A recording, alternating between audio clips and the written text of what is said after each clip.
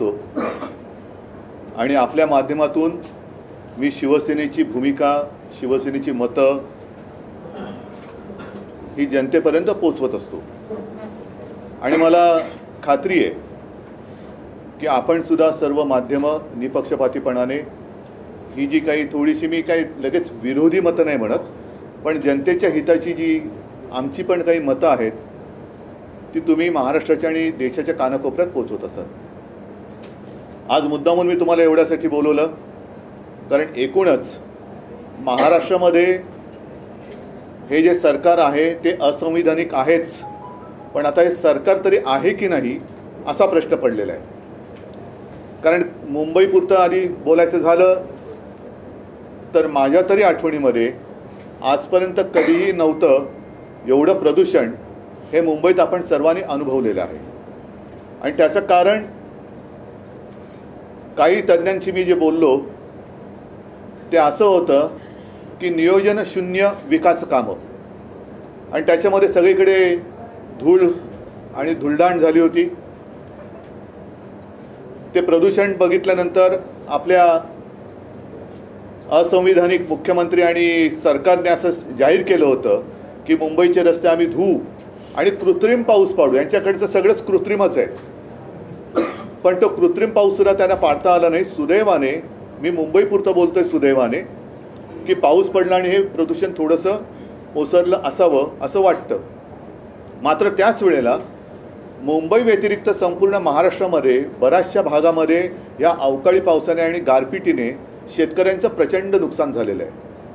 माझ्या प्राथमिक माहितीप्रमाणे उत्तर महाराष्ट्र, विदर्भ, मराठवाडा या भागामध्ये जवळपास 1 लाख हेक्टर शेतीचं नुकसान झालेलं आहे। उत्तर महाराष्ट्रामध्ये तर गारपिटीने संपूर्ण द्राक्षाच्या बागा आणि कांद्याचं जे काही पीक होतं, यावेळेला खरीपाची लागवड कांद्याची थोडी उशिरा सुरू झाली होती सप्टेंबरमध्ये, म्हणजे डिसेंबरला हा कांदा काढणीला आला असता तो पण गेला। एक तर गेल्या मोसमामध्ये केंद्राच्या नाठाळ किंवा नाकर्ते विचित्र धोरणामुळे कांदा शेतकरी रडकुंडीला आला होता। आता कांदाच गेला, त्याच्यामुळे करणार काय?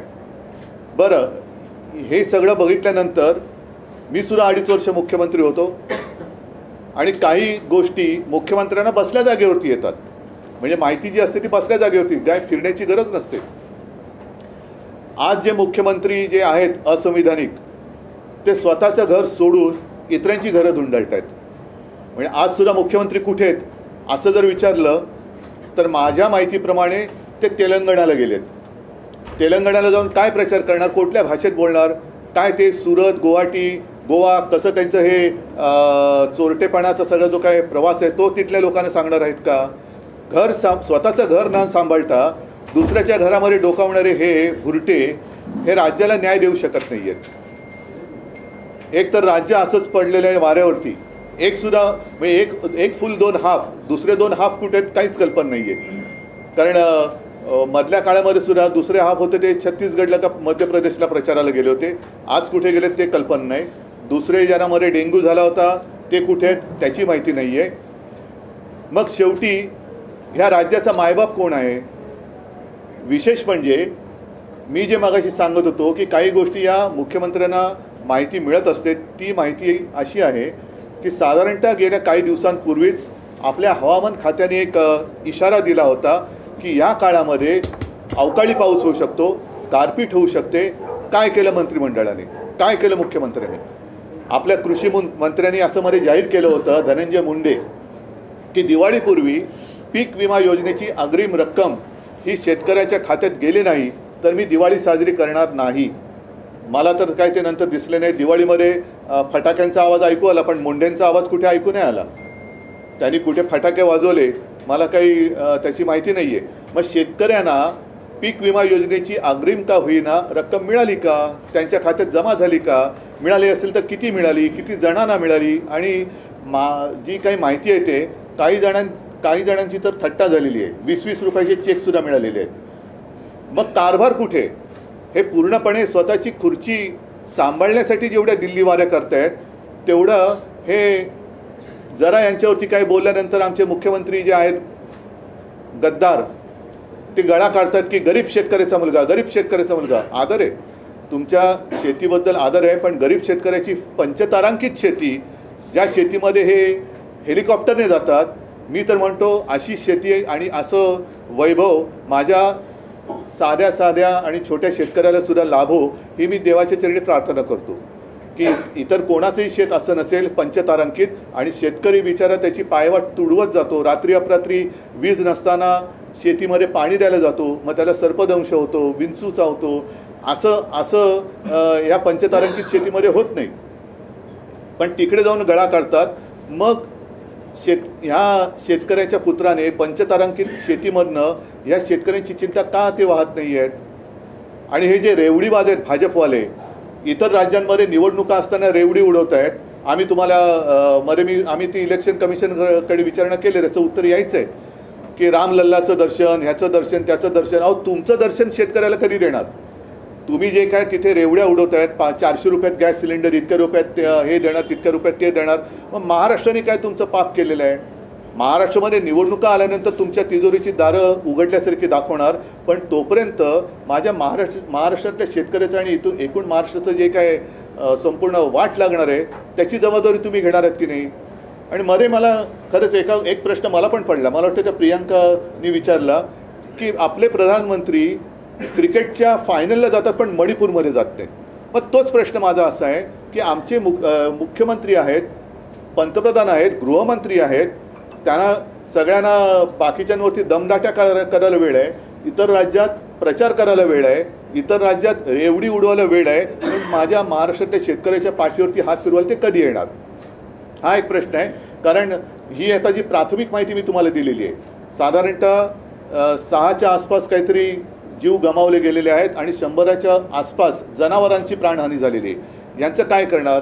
आणि सगळ्यात महत्त्वाचा विषय की मुख्यमंत्री स्वतःचं घर सोडून घरोदारी फिरतायत. सरकार आपल्या दारी, अरे पण कोणाच्या दारी जात आहे तुम्ही? तिकडे दुसऱ्या राज्यात जात आहे, त्या राज्याला काय मुख्यमंत्री नाहीत? स्वतः पंतप्रधान तिकडे विश्वगुरू आल्यानंतर हे तिकडे जाऊन काय आणखीन दिवे लावणार आहेत? तुम्ही स्वतःचं राज्य, स्वतःचं घर का नाही सांभाळत? या शेतकऱ्यांना तुम्ही कधी मदत देणार आहात? आणि भाजपला सुद्धा माझा प्रश्न आहे की तुम्ही इतर राज्यांमध्ये जे काय सगळं मुक्तपणाने थापा मारतायत, त्या थापा आता आवरा. आणि महाराष्ट्रामध्ये आज निवडणूक नाही आहे, पण निवडणुकीची आम्ही वाट बघतो आहोत, संपूर्ण महाराष्ट्र आज वाट बघतोय. तेव्हा मात्र तुमचं जे काय हे कुभांड आहे, हे कुभांड फोडल्याशिवाय महाराष्ट्र राहणार नाही. तुम्ही लवकरात लवकर तुमचं ट्रिपल इंजिन असेल, आणखीन किती इंजिनं लावायची ते तुम्ही बघा, पण त्या इंजिनातून थापांचे धूत न सोडता भरघोस मदत आजच्या घडीला जी गरज आहे ती माझ्या राज्यातल्या शेतकऱ्याला करा. आणि ताबडतोबीने मी तर म्हणेन आजच्या आज कॅबिनेटची बैठक घेऊन या सगळ्या परिस्थितीचा आढावा घेऊन ताबडतोब तुम्ही मदतीची नुसती घोषणा नाही तर मदत करायला जाहीर करा, मदत करायला सुरुवात करा. मधल्या काळामध्ये आपल्याला सर्वांना कल्पना आहे की पीक विमा ज्या काही देणाऱ्या कंपन्या आहेत त्या कंपन्यांवरती शिवसेनेने आंदोलन केलं. जर काही परिस्थिती सुधारली नाही तर मी तमाम शिवसैनिकांना सांगतो आणि शेतकऱ्यांना सुद्धा आवाहन करतोय, मी आपल्याला भेटीला येईनच. हे तर आता काय झालेलं आहे की एक थोडीशी नेहमी घडणारी घटना आहे की असं दुष्काळ आहे, त्याच्यात अवकाळी आहे. आम्ही मध्ये गेलो होतो दुष्काळग्रस्तांची त्यांना एक दिलासा देण्यासाठी. आम्ही जातो, दिलासा देतो, विधान भवनामध्ये विधानसभेच्या विधिमंडळामध्ये प्रश्न मांडतो, मोर्चे काढतो, पण सरकार ढिम्म राहतं. आता हे सरकार बदलण्याची वेळ आलेली आहे. मी सर्व शिवसैनिकांना सांगतो की जिथे जिथे शेतकऱ्यांचं शेतीचं नुकसान झालेलं आहे त्यांच्या बांधावरती जा, त्यांना दिलासा द्या आणि त्यांच्यासह तिथल्या जिल्हाधिकारी कार्यालयावरती जाऊन जिल्हाधिकाऱ्यांना जा विचारा की तुमच्याकडे नक्की सूचना आल्यात तरी काय, पंचनामे जे पूर्वीचे राहिलेत आत्ताचे पंचनामे कधी करणार. कारण आजच एक बातमी आली, कृषी मंत्र्यांनी आपले जाहीर केले की आम्ही वस्तुनिष्ठ, आता कोणती वस्तू आणि पहिली निष्ठा कोणाची तुमची ते सांगा. ज्याची निष्ठाच कोणावर नाही तो वस्तुनिष्ठ माहिती घेऊन काय जाहीर करणार. त्याच्यामुळे या शेतकऱ्यावरती मी दया दाखवा असं म्हणतोय, करुणा दाखवा असं म्हणत नाही, दया दाखवा आणि लवकरात लवकर शेतकऱ्यांना मदत मिळवून द्या. सर, तुम्ही देखील जाणार आहे का बांधावर शेतकऱ्यांच्या? बघा, मी जाणं हा भाग आलाच, तेच मी तुम्हाला सांगतो की आता ओघाने आलंच. आम्ही जातो, शेतकऱ्यांना, शेतकरी बिचारे धाय मोकलून रडतात.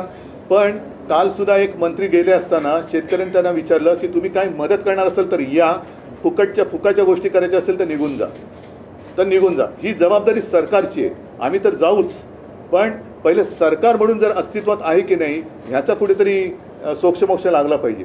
कारण हे आपलं घरदार वाऱ्यावरती सोडून दुसऱ्यांच्या घरामध्ये जर प्रचाराला जात असतील तर मग हे उपयोग काय? ह्या मुख्यमंत्र्याचा आणि उपमुख्यमंत्र्याचा उपयोग काय राज्याला? घर सोडून दुसऱ्याची घरं तुम्ही म्हणजे त्यांची पण बरबादीच करायला जातात थापा मारून. आज बघितलं तर मला वाटतं कुठे तेलंगणात गेलेत वाटतं का महाराष्ट्र उघडा पडलाय, महाराष्ट्राच्या वरती गारपीट झालेले आहे, मृत्युमुखी पायी पडलेत, शेतकऱ्यांची वाताहत झालेली आहेत, घरदारं उद्ध्वस्त झालेत आणि तुम्ही प्रचाराला तिकडे जातात. लाज नाही वाटत? मग मी हे बोलल्यानंतर स्वतःच्या पंचतारांकित शेतीमधनं पुन्हा हे सांगणार की गरीब शेतकऱ्याचा मुलगा मुख्यमंत्री झाला. 2 दिवसात 16 ते 17 जिल्ह्यांमध्ये जे आहे ते गारपीट आणि अवकाळी पावसाचं नुकसान झालंय आणि त्यावरती शासन लक्ष ठेवून असं धनंजय मुंडे कृषी मंत्री म्हणजे काय करते नेमकं काय? आधी तुम्ही लक्ष ठेवून आहात. पहिलं तुम्ही जी घोषणा केली होती गेल्या 1-1.5 वर्षामध्ये जेवढी जेवढ्या नैसर्गिक आपत्त्या आल्या त्याच्यात खरोखर किती मदत केली? साधी गोष्ट आहे. आमचं सरकार यांनी गद्दारी करून पाडण्याच्या आधी जो आमचा अर्थसंकल्प जाहीर झाला होता त्यावेळेला जी कर्जमुक्ती आम्ही केली होती त्यातली एक शेवटची गोष्ट राहिली होती, कारण करोनाच्या संकटात अर्थव्यवस्था डगमगली होती. पण त्याही काळात याच शेतकऱ्यांनी आपली अर्थव्यवस्था तारून धरली होती आणि 50,000 रुपये एक प्रोत्साहनपर राशी नियमित कर्ज परतफेड करणाऱ्याला आम्ही जाहीर केली होती, द्यायला सुरुवात झाली होती. तिचं आता पुढे काय झालं ती सुद्धा देत आहे की नाही? दुष्काळग्रस्त भागामध्ये तुमचे पंचनामे झालेत की नाही? झाले असते तर मदत किती दिली? पीक विमा योजनेचे किती पैसे दिले गेले? आता अवकाळीचे पैसे तुम्ही कधी देणार? लक्ष ठेवणार ते लक्ष ठेवेपर्यंत तुमची जायची वेळ आली. आता या 1-2 महिन्यामध्ये सुप्रीम कोर्टाचा निकाल लागल्यानंतर लोकशाही आणि संविधानाप्रमाणे निकाल लागेल आणि तो लागला तर यांचे हेच जातील. मग हे कुठे त्यांच्यावर हे कोणाच्या लक्षात पण येणार नाहीत कुठे. उद्धव जी, 6 लोगों की मौत हुई है, 100 जानवरों की अब तक मौत हुई बेमौसम बरसात से. मुख्यमंत्री तेलंगाना के प्रचार में व्यस्त है, शिवसेना की क्या भूमिका है? मैंने यही कहा ना कि अपना खुद का घर जो संभाल नहीं सकते वो दूसरों का घर क्या संभालेंगे? आज अपना घर मतलब महाराष्ट्र, मेरा महाराष्ट्र, अपना महाराष्ट्र, वो संभालने की ज़रूरत है. कुछ काश्तकारों की जान गई है. 6 लोग आपने जैसे कहा कि उनकी जान गई है. 100 के आसपास उनके जो जानवर होते हैं, गाय होती है, भैंस होती है, गौवंश हत्याबंदी, इसमें जो मर रहे हैं उसका आप क्या करेंगे? और ऐसी स्थिति में मुख्यमंत्री दूसरी राज्यों में जाकर दूसरे पार्टी का प्रचार कर रहा है. ये बाला साहब के विचार नहीं थे ऐसे.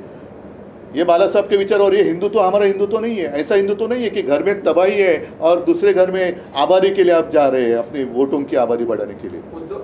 जिस तरीके से मुख्यमंत्री ने कल कहा कि हमने सभी जिलाधिकारियों को सूचित किया है कि पंचनामा करें और उनको मदद देने को लेकर, क्या आज तक क्या किया बताओ ना.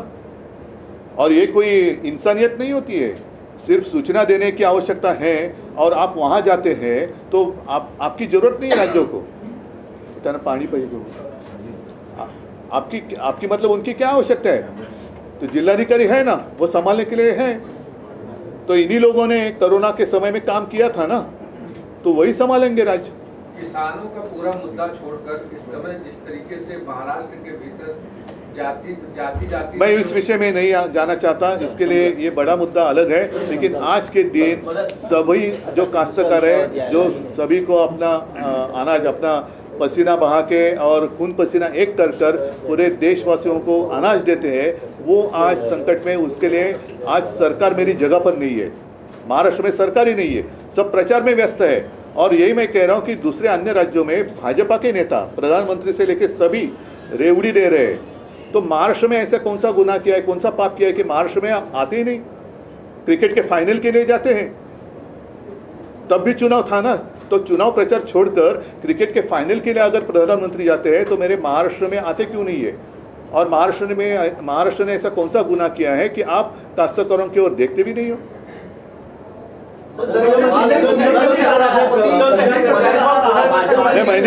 मैंने कहा कि यही मैं कह रहा था कि हमारे केंद्रीय मंत्री जी ने कहा, गृह मंत्री जी ने कि कौन से मध्य प्रदेश में आप भाजपा का वोट दो तो आपको हम रामलला का दर्शन करेंगे. लेकिन भाई साहब, आप मंत्री हो, मेरे काश्तकार संकट में आपका दर्शन तो दे दो.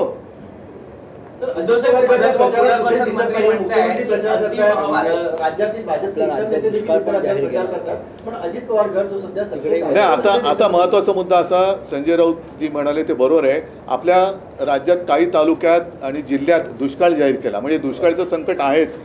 त्याच्यासाठी तुम्ही काय केलं? आज सुद्धा कितीतरी टँकर सुरू आहेत आणि आमचे हे गद्दार म्हणतात आम्ही मुंबईचे रस्ते देऊ. पाणी कुठून आणणार? पाण्याचा नाश करतायत. तर एक तर दुष्काळात हा सरकारचा 13वा महिना आहे. दुष्काळात 13वा महिना म्हणतात, तसं हे सरकार म्हणजे 13वा महिना आहे दुष्काळातला.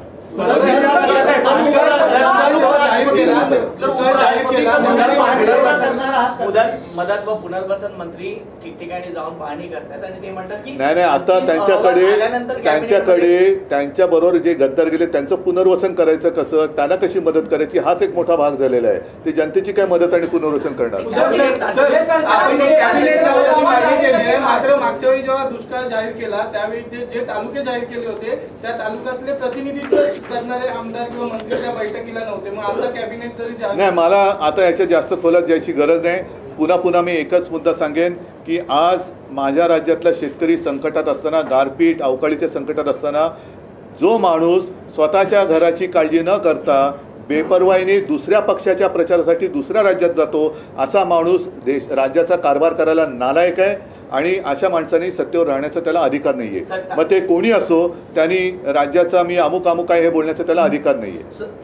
सर, एक सवाल है, राष्ट्रपति मुंबई में थे, उन्होंने मोदी को युग पुरुष कहा है. नहीं, मैं उनके लिए उनकी नज़र से वो ठीक रहेगा, बाकी जनता बहुत बड़ी है. चलो, धन्यवाद. जय हिंद, जय महाराष्ट्र.